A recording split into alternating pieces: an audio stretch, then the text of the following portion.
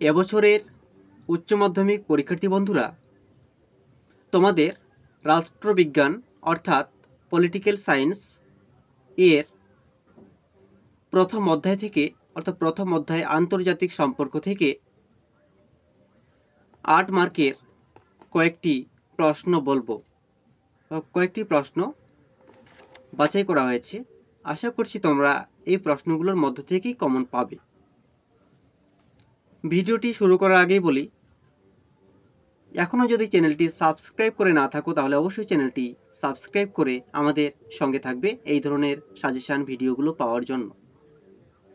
ভিডিওটি দেখে যদি ভালো লাগে তাহলে ভিডিওটিতে একটি লাইক দিয়ে বন্ধুদের শেয়ার করবে এবং নিজের মূল্যবান মতামত কমেন্ট বক্সে জানাবে।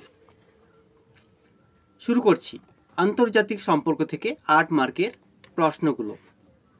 প্রথম প্রশ্ন, বিশ্বায়ন কাকে বলে? বিশ্বায়ন কাকে বলে?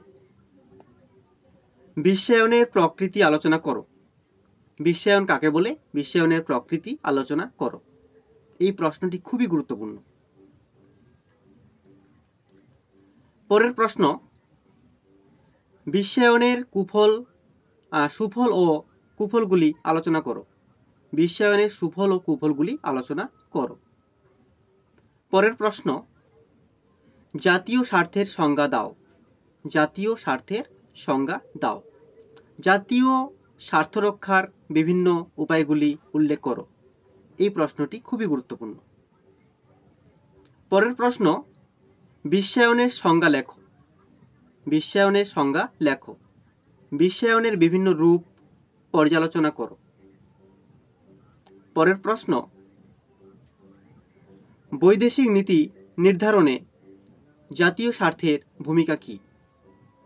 বৈদেশিক নীতি নির্ধারণে জাতীয় স্বার্থের ভূমিকা কী? জাতীয় স্বার্থের উপাদানসমূহ বিশ্লেষণ করো। শেষ প্রশ্ন অর্থাৎ গুরুত্বপূর্ণ প্রশ্ন, ক্ষমতা কাকে বলে? ক্ষমতার মূল উপাদানগুলি সংক্ষেপে ব্যাখ্যা করো। ক্ষমতা কাকে বলে? ক্ষমতার মূল উপাদানগুলি সংক্ষেপে ব্যাখ্যা করো। বন্ধুরা, প্রথম অধ্যায় থেকে এই কয়েকটি প্রশ্ন, আশা করছি তোমরা এখান থেকেই কমন পাবে। ভিডিওটি সম্পূর্ণ দেখার জন্য ধন্যবাদ।